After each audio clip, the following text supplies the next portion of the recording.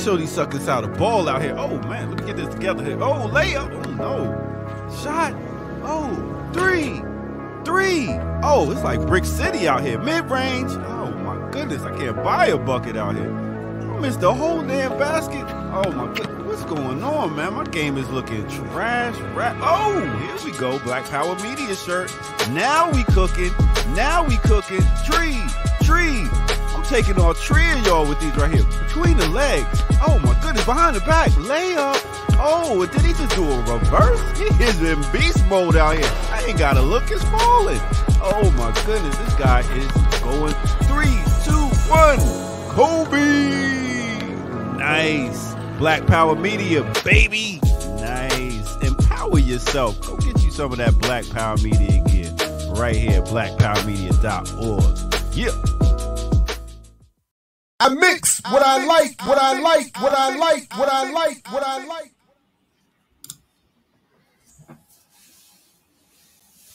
Hey. Welcome back again. I mix what I like right here, Black Power Media. I'm Jared Ball. Very happy to be back with you as your host, providing some of you with that good boom bap breakfast. All of the things, you already know what to do. Good morning. Greetings to the remixers already in the building. Shout out to all those who will be here later and who will see this later on. Welcome. Hope all is at least relatively well.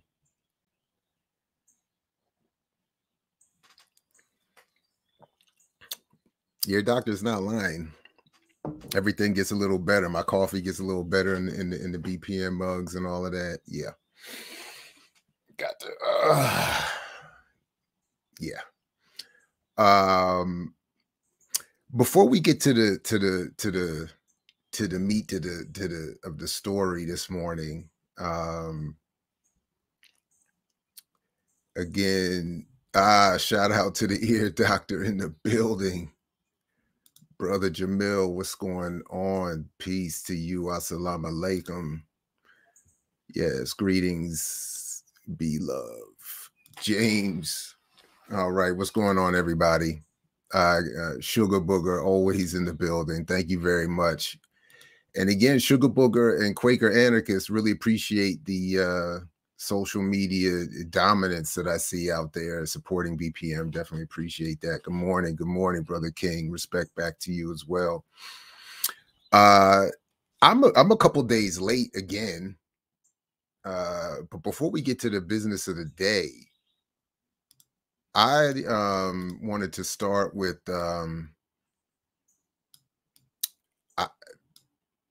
I don't want to be misunderstood. I don't want to be, put in the wrong categories, but I have found some inspiration in Jane's Revenge. Are you all familiar with this group? Have you all heard about all this?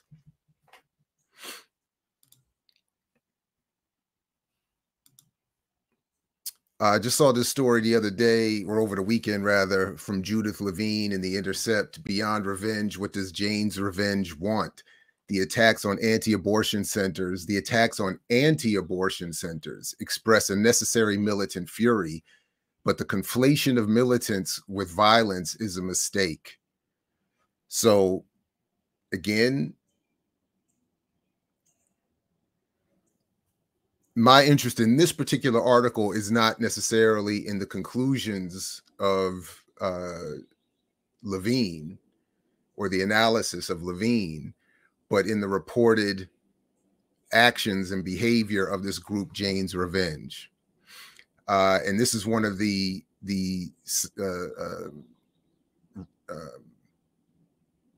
spray-painted statements on the Wisconsin Family Action Office, the anti-abortion, one of the anti-abortion groups in Wisconsin. If abortions aren't safe, then you aren't either. Levine writes, when I read that a group calling itself Jane's Revenge had firebombed anti-abortion crisis pregnancy centers in Madison, Wisconsin, Des Moines, Iowa, and other locations from Washington State to Washington, D.C., my first thought was, what the F?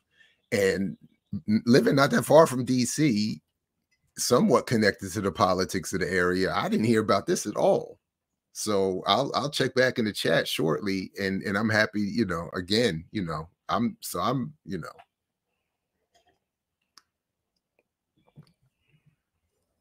Levine asks, or was Jane's revenge a first? She asks, was it a false flag? Was it the extreme right fronting?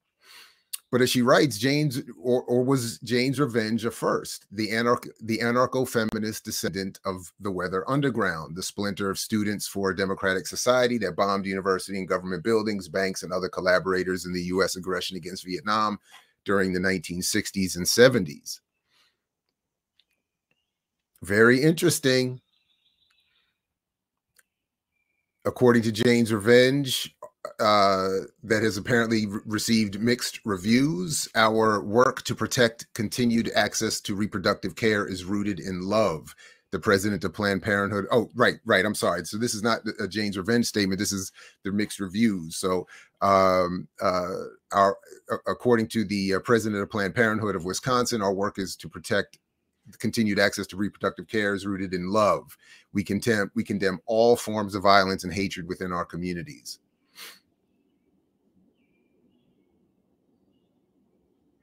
Levine, I think legitimately, I mean, listen, she's a practicing professional journalist, apparently, writing for The Intercept. I don't claim to know about her work, and I know that you're not going to get a lot of paid gigs promoting positive support for this kind of behavior. And she does waffle back and forth. She admits feeling being inspired by this, but then of course we'll conclude that it's violence isn't the answer. And she refers back to well, we'll get to that in a second. But anyway, and I guess on some level I agree. I mean, I'm not advocating this behavior, but on some level, again, just like I keep coming back to the late, now rest in power, Russell Maroon Schultz, and in The Implacable, in his book The Implacable, he raises this question, and he looks at it again scientifically, and his scientific argument, following the laws of Newton, Sir Isaac, as opposed to Dr. Huey P. But he, and by the way, I've written about what should be our Newton's laws based on Huey's and our relationship to media. I mixwithilike.org. Anyway, maybe we'll come back to that another time. But Sir Isaac's, according to Schultz, suggests that the opposite of violence is not nonviolence, which is the absence of violence. The absence of something is not its opposite. The opposite of violence is counter-violence, the equal and opposite force. And I only bring that up again because I think that there needs to be a more honest and respectful review of the history of what has been described as violent responses to oppression. It's not in advocating for it. It's not that I'm not saying I want violence. I don't want, but as Kwame Ture said, the issue of violence is not up to the oppressed. It's up to the oppressor, who have claimed a monopoly of violence. So if they stop the abuse, so in this context, Jane's Revenge is responding to the violence of the state against women's bodies and choice. If that stops, they're not out here just blowing stuff up for whatever. They're responding to something. And I think that needs to be respected in some objective, even if, so I think Levine in this article does a fair job of that, even as she concludes, that it's a mistake. But I don't think that should be I'm not even interested in whether they're right or wrong. I'm more interested in that they're doing it and what they're claiming their reasons are, as opposed to any sort of attempt to, at least right now, assess and critique the behavior. So she says here, that is Levine, yes, I confess the rhetoric speaks to me. And again, even this, just dismissing it, it's dismissive to call it rhetoric. That is, if abortion isn't safe, you aren't either. I don't think it's not fair, I think, to dismiss that as rhetoric. And I don't think Levine is attempting to be literal in the sense of what rhetoric is meant to mean. Anyway, because as she says here, their analysis is correct. The Uvalde Elementary School shooting was an act of male domination and patriarchal violence meant to make women, children, and teachers live in fear. We know it is deeply connected to reproductive violence about to be unleashed on this land by an illegitimate institution founded in white male supremacy, reads their call to action posted on the group's website. Maybe I don't know enough about what was claimed around the Uvalde shooting. Something about that analysis, I don't know if I don't know. There's something doesn't sit right with me about that this was this connected to, was this deeply connected to reproductive violence? I don't know. Maybe. I don't know. But anyway, I don't begrudge them that. That's another, whatever. That's what Levine writes here, that I thrill to their language, wrath, fury, ferocity, and to their declaration that we need them to be afraid of us. But now what, Levine asks. We don't know whether the Jane's revenge actions were coordinated or independent of one another. The communique speaks of the desperate need for those who can get pregnant to learn how to confront misogynistic violence directly. They talk about a night of rage. The names Jane Revenge gave the June round of crisis pregnancy center bombings is obviously an homage to the Days of Rage organized by the Weathermen in Chicago during the October 1969 trial of the Conspiracy 8. Fred Hampton denounced the faction as opportunistic and adventuristic dabblers in revolutionary child's play.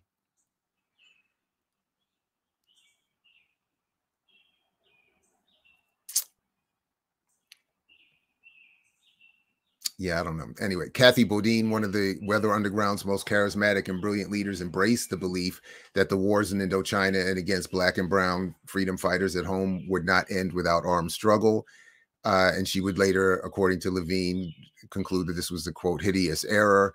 Like the Weather Underground, Jane's Revenge knows that its movement needs to become more militant, yet it makes the mistake of conflating militance with violence.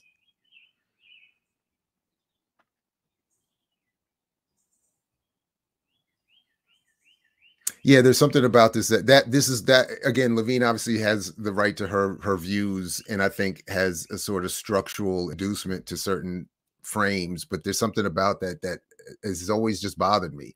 Even the history going back to the discussion of the Weather Underground, even the critiques of Hampton and others. I don't know. I just keep thinking about Schultz, and I don't want to be. I think it's. I don't know. I feel like it's just condescending and disrespectful, and I don't know. I don't know.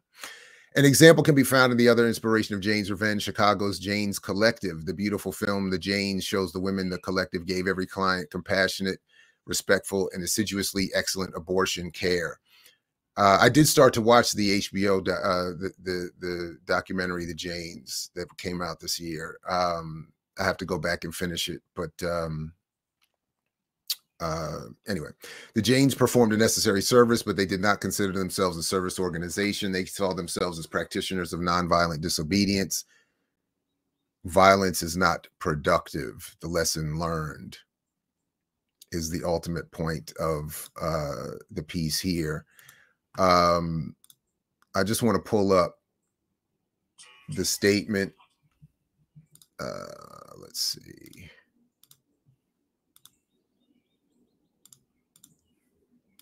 The statement from the Anarchist Library, from Jane's Revenge and the Night of Rage, an autonomous call to action against patriarchal supremacy. And I'll make sure the link is in the show notes if anybody wants to follow up on this. I'm not going to read the whole thing, but just starting here, within the month, we anticipate a verdict will be issued that overturns Roe v. Wade, setting in motion an evisceration of abortion access across the so-called United States. This is an event that should inspire rage in millions of people who can get pregnant, and yet the response thus far has been tepid. We have organized over this apparent absence of indignation. Why is it that we are so afraid to unleash hell upon those who are destroying us? Fear of state repression is valid, but this goes deeper than that. Your anger has been stolen from you. I actually like that line too, by the way. To this we say no more. We need to get angry. I agree with that too. We need the state to feel our wrath. The need to express this madness fully and with ferocity. We need to quit containing ourselves. We need them to be afraid of us.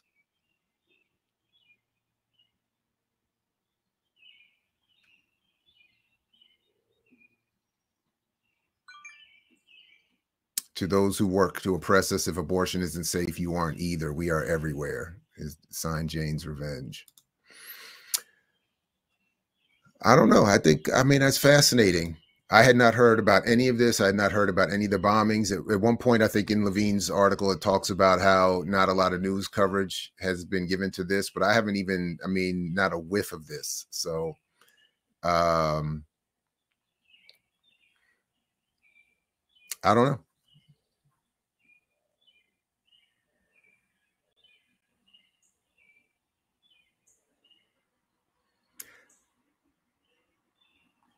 I guess the only thing I'll conclude by just saying I just hope that in off the record organized spaces there is more fruitful and honest discussion of what is being simply dismissed as rhetoric and violence.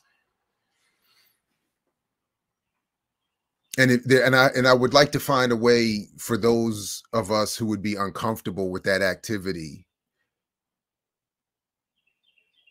to raise a criticism of it without it sort of kind of descending into the whole violence is wrong thing and we have to do this with love thing and if you head in this direction you're immature and silly, and even as Hampton is often quoted regarding the Weatherman activity or the Weather Underground activity.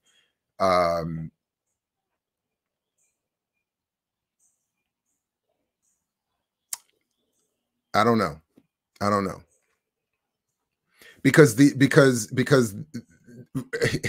or there and the public criticism I would like to see have more in it. Like, for instance, I would have preferred if Levine's criticism included criticism of the established acceptable forms of response that lead to the frustration and the lack of progress, that have some, as apparently in this Jane's Revenge group, concluding that next steps have to occur.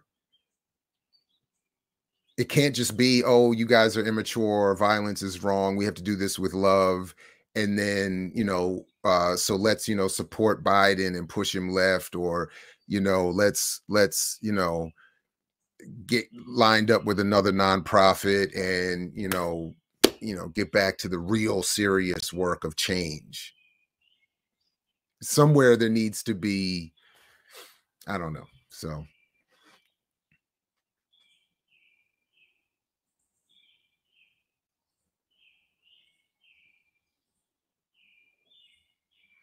because then the question becomes, how do you differentiate, and who's determining what is immature and what is appropriate?